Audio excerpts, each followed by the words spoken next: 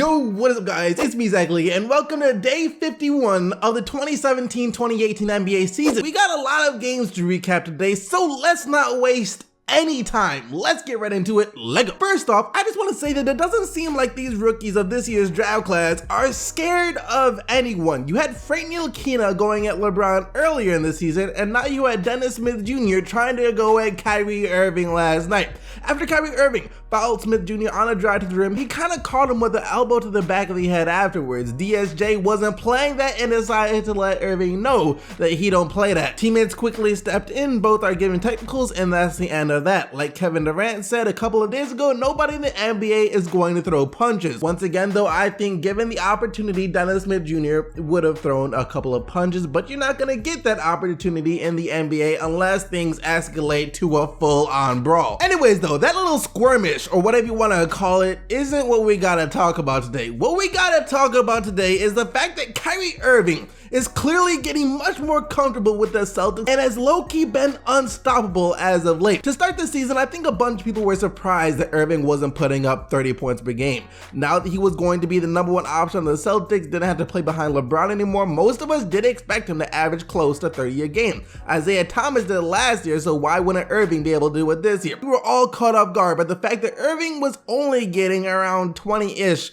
points per game to start the season, but for the most part, no one really talked about it since the Celtics were winning. That's not the case anymore though. While the Celtics are still winning, but over the past 10 or so games, Kyrie Irving has been an absolute monster, averaging 28 points per game, shooting well over 50% from the field, closer to 60%, and 47% from deep. The only time in the past 10 games that Irving didn't shoot at least 50% from the field was against the Pistons. And I know by now you have heard this movement of Kyrie Irving for MVP circling around. Of course, there are going to be talks about it with how well the Celtics are playing, and he is their go-to guy. And the counter argument for against Kyrie Irving not winning MVP is of course his stats. Right now the front runner is James Harden. Rockets have been phenomenal. He's putting up insane numbers. He is the MVP right now, or is he? Realistically, this could be 2015 deja vu all over again. James Harden is averaging basically 32 points per game, 10 assists, 5 rebounds, and 36 minutes per game, shooting the ball 46% from the field and 40% from deep. MVP worthy numbers right there. While Kyrie Irving, on the other hand, on the season, not over the last 10 games, is averaging 23 points, 5 assists, and 3 rebounds, and 32 minutes per game, shooting the ball 49% from the field and 37% from deep. On paper, there isn't much of a comparison at all between these two guys. James Harden, by the numbers, should be the MVP. And I agree with that. I've already said in another video that I want James Harden to win MVP this year. I'm a James Harden fan, and on top of that, if he doesn't win it this year, he is never going to win it. So I really want to see James Harden win MVP in 2018. I also don't think he can mentally take being called the runner-up for the third time. But once again, you look back to that 2015 NBA season when he lost it to Stephen Curry, and you start to see that it was pretty much the same story that it is right now. The Golden State Warriors all of a sudden became this dominant force in the NBA, and Curry is the guy of the team just like Kyrie is the guy for the Celtics right now. Stat-wise, Harden had Curry beat by a mile back then too, 27 points, 7 assists, and 6 rebounds per game compared to Curry and his 23 points,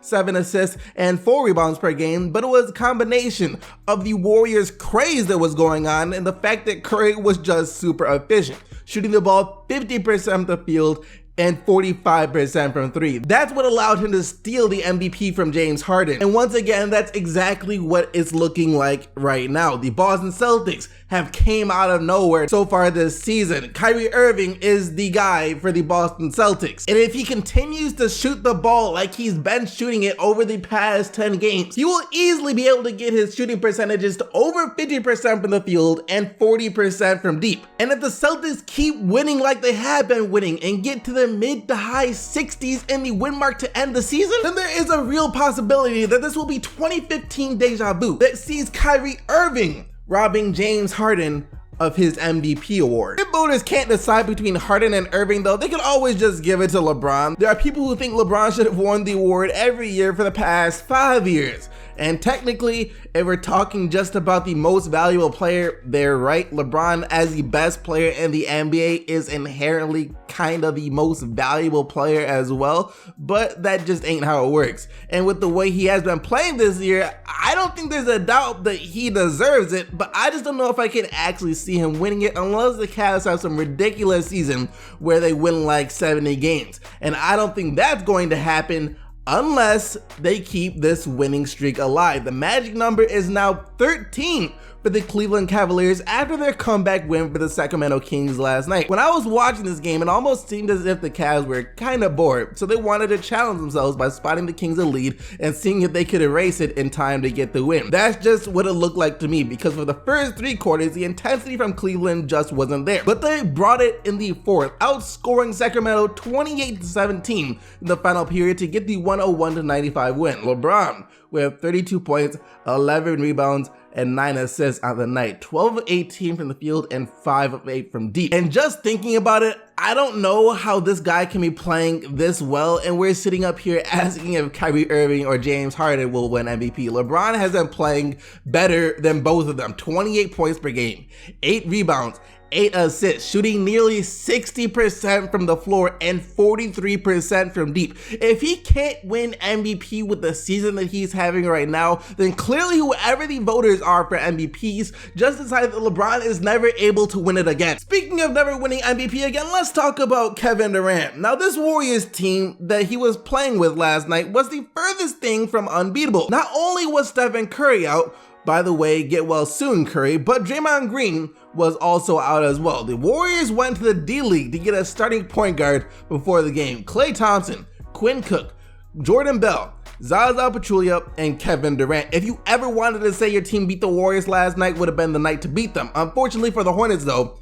they still couldn't get the W. They lost 101-87. Kevin Durant did it all for the Warriors last night with 35 points, 11 rebounds, and 10 assists. With 2 of his star teammates out, Durant just said, "I got this," and took over the game, which we all knew he was capable of doing. We saw it a lot back in OKC, but he hasn't been able to do it as much with the Warriors just because the Warriors never needed him to do it. DeMarcus Cousins said, "I got this too" last night. He said, "I got this, I got that, I got that one over there too. I got it all." I'm talking about rebounds, buckets, it doesn't matter what it was, Cousins had it. 40 points and 22 rebounds for Cousins last night as the Pelicans get the 123-114 win over the Nuggets. The Nuggets front line was absolutely abused by Cousins yesterday. Dude, Miles Plumlee fouled out in 20 minutes trying to check Cousins, and Kenneth Reed almost fouled out too trying to guard him. They were just way too small down low, and this was the result. Jrue Holiday has also been hooping lately though for the Pelicans too, which is great to see. He had 27 points last night, and if he keeps this up, then maybe the Pelicans can go deeper than a lot of people expect them to. Last time Danilo Gallinari didn't play and the Wolves got the win. This time Danilo Gallinari played and the Wolves still got the win. And I find it funny how for so long everyone knew that the Clippers just needed a good wing player who could score. Now they got him in Danilo Gallinari a bit too late, but they still finally got him. He comes to LA and is having the worst season of his career shooting the ball. 33% from the field and 25% from deep Gallinari so far this season. I do expect him to get better at some point, but honestly, he's just been absolute trash so far. 113-107 was the final score. Jimmy Butler with 19 points, 8 rebounds, and 8 assists. There comes a point in almost every team season where they realize they're about to lose to a team they had no business losing to, but then they say to themselves, "We cannot let this happen, we cannot lose to them," and then proceed to come back and get the win. That's what happened to the Pacers last night. In the fourth quarter, it really looked like the Bulls were finally going to get a win. They led by as much as 17 points, but they just couldn't hold on to it. Victor Oladipo, Pacers fans were in tears when they lost Paul George, and now they couldn't be happier that they lost Paul George because I got Victor Oladipo in return. They lost a star, but got a star right back. Depot with another great game of 27 points and 8 rebounds, while Chris Dunn had 18 points, 6 rebounds, and 6 assists for the Bulls, who have now lost 10 straight games. Speaking of losing games though, I am sick and tired of the Pistons losing all of these close games. 4 games in a row now where the Pistons have lost down the wire. Well, 3 games. The one versus Washington wasn't that close, that was just a bad game. But they lost again to the Milwaukee Bucks last night. Despite Andre Drummond having a terrific game of 27 points, 20 rebounds, and 6 assists, they fell to Milwaukee 104-100. Bledsoe was huge down the stretch for the Bucks, hitting clutch shot after clutch shot to keep the Bucks ahead of Detroit.